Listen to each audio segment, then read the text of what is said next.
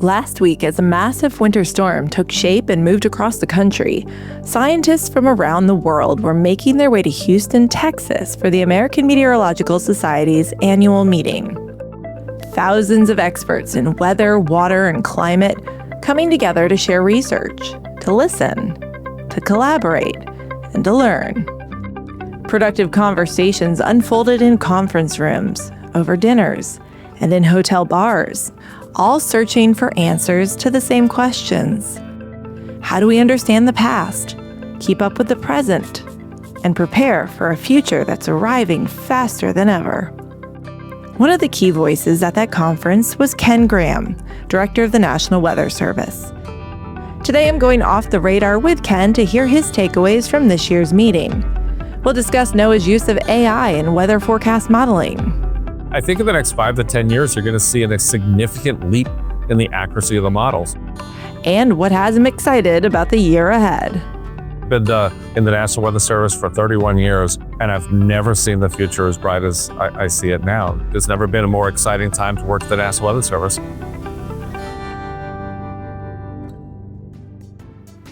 I'm meteorologist Emily Gracie, and you're listening to Off the Radar, a production of the National Weather Desk.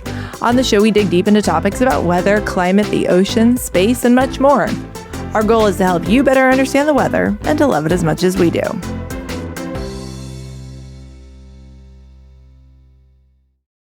Hello, everyone. Emily Gracie here, host of this podcast. If you're a loyal listener, thank you for tuning in. And if you're a new listener, thanks for giving us a try. If my voice sounds a little raspy, it's because I overworked it this week attending the AMS conference in Houston. There's a lot of talking. In fact, I gave 2 presentations myself about podcasting as a new frontier in weather and climate communication. I also got to reunite with some old friends, and I saw a lot of experts who have actually been on this podcast. But today's guest is someone I've never met before. Ken Graham has been the director of NOAA's National Weather Service for years. Now, there's the NWS forecast offices all over the country, but Ken oversees it all at the national level. I got a chance to catch up with Ken in Houston, and we sat down and had a great conversation. He's here to share some exciting news, updates, and personal thoughts on the year ahead in weather forecasting. This year's conference theme was Fast and Slow Thinking, the Human Factor in a Rapidly Changing World. And what Ken discusses today embodies that perfectly. AI models are rewriting the rules of forecasting, but we also need to remember the critical human decisions, how we communicate, how we modernize, and how we work together across sectors to keep communities safe. It's about finding balance between cutting-edge technology and the human insight that makes it meaningful. Here's my conversation with Ken Graham. Ken, thanks so much for chatting with me today about this. We're excited everybody made it to this meeting for one. But let's talk about some of the big things happening this year in the weather industry, because last year at this conference, there was a little bit of a feeling of gloom and doom. This year, I feel there's a lot more hope. And a lot of it has to do with amazing new things, a lot of modernization coming out of the National Weather Service. So I want to talk about the things that you're kind of really spearheading and goals for this year, starting with a recent big announcement, AI and the computer model. Can you take me through what's happening there? You know, I had a weather service town hall for the National Weather Service, and I've done several presentations here at the AMS meeting here in Houston. And one thing I said, I was very clear. I don't think there's ever been a more exciting time to be involved with meteorology. I think there's never been a more exciting time to work at the National Weather Service. And you think that everyone's like, whoa, that's positive. So it has set a buzz throughout the society here in our conference. So I think part of it is, look what we're doing with AI. And you know, it's just an absolutely new world of using AI in weather models and looking at preparedness when it comes to weather. We can use AI to really help us. These tools are just critical. So one of the announcements here was just really exciting. We are using AI in our American model to basically run the AI model, run the physics model, combine those all together, and it's really showing some improvement in the forecast. So that part of it is just absolutely one of the bigger announcements. So that's been a buzz. I could take you through the other ones. The other ones are amazing too. So we're actually looking at using one physics package across the United States to be able to run our model. So in the past, there's always these comparisons, the American model, the European model. And a lot of our problem was we're all kind of scattered around with different physics packages in the models. We're going to use one. So I made that announcement. So that was pretty big as well.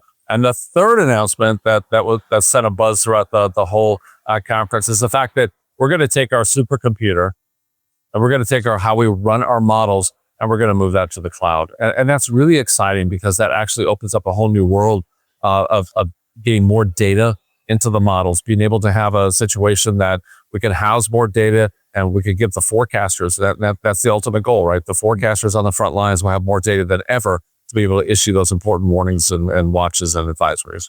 Cool. And I think in the weather community, like, we know what that means. But to somebody listening who might not have a weather background, who's a consumer, somebody who watches local news or takes in digital content, what does all of that mean for the general public? I think in the next 5 to 10 years, you're going to see a significant leap in the accuracy of the model. So it's not just the accuracy and the timing, but we're going to get better resolution. In other words, you can look at the resolution of a model. The higher the resolution, the more you can really narrow that information down to a neighborhood. So you're going to see more neighborhood information. What does it mean to me, right? Because it's always this thing where, it didn't happen to me, thus it didn't happen. But it happened to somebody 5 miles down the road. So it was really close. So being able to narrow down that resolution to get more neighborhood based, increase the time that we see these big events, I think you're going to see better accuracy and you're going to get more time to make those tough decisions. Something else I've noticed this round, is there's not these big divisions between government, academia, private sector, broadcasting. I feel like a lot of people are more on the same page, and maybe it's because there have been changes to the structure that people are kind of changing careers. Are you getting that vibe too, that like there's just a lot of collaboration between these different sectors? I'll make the statement that I think what you're seeing is with AI and how things are changing so quickly, I think people are starting to think, I don't have a choice. It used to be very divided. Everybody would do their own thing. And it was collaborative, but at the same time, there was competition for funding. There was competition to be able to be first to do something. All that existed for a long time.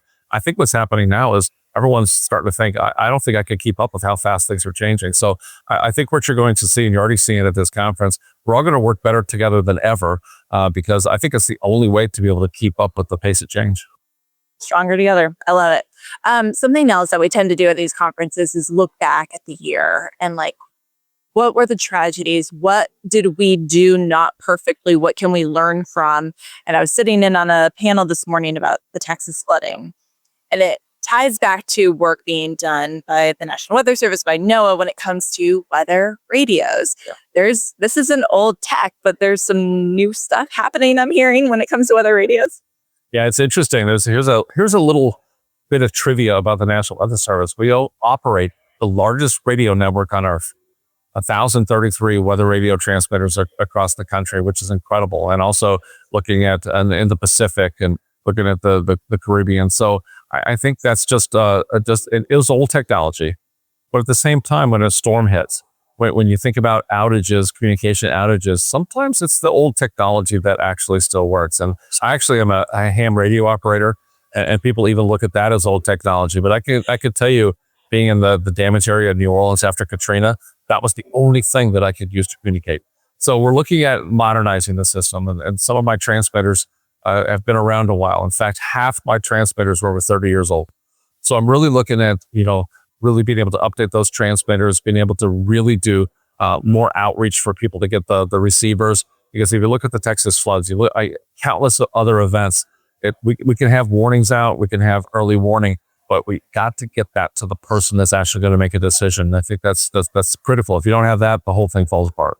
So what does a modernization of a weather radio look like? How does it change? I think one of the things that we're doing is getting off copper lines. So two things are happening. One, copper lines become very expensive. So my $150 phone bill has become a $2,000 a month phone bill. So one of the problems is if the world's getting away from the old copper lines. So I've got to do something different. And I have. So we're almost complete getting our weather radios to 4G. So we're using cellular technology to be able to get the broadcast the tower. That's saving me $12 million a year that I could put other places to modernize the system. So that's one part of it. The other part is the fact that we start looking at these transmitters. How do I update some of the technology? We have all the weather radios out there. So I don't necessarily need to make a drastic change because we need to take advantage of everybody already having these receivers. The worst thing I could do is make everybody buy something new. We'll be starting from scratch. So I think it's updating the technology to make sure it's ready to go for the next storm. Yeah, and I mean, copper, yes, it sounds like outdated, but it also like really worked for a really long time. Are there concerns about new tech and what could go wrong?